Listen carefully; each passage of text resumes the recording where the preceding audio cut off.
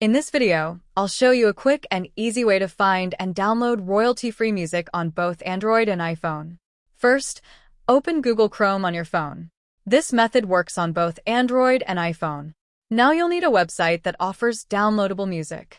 For this tutorial, I'll be using Pixabay because it provides royalty-free music. You'll find the Pixabay link in the description below. Once the website opens, you're ready to start browsing. On the homepage, scroll down slightly. Then scroll across the categories near the top. When you see music, tap on it. This will take you to Pixabay's music library. Now scroll down through the available tracks.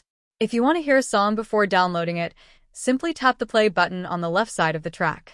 Listen to a few tracks until you find one you like. Once you've found the track you want, move to the right side of that track and tap the download button. The file will begin downloading to your phone. You may see a message showing that the download is in progress. When the download finishes, you can tap Open. This will immediately open the music file, so you can play it. If this tutorial helped you out, leave a like and subscribe for more simple tech tutorials. Thanks for watching, and I'll see you in the next one.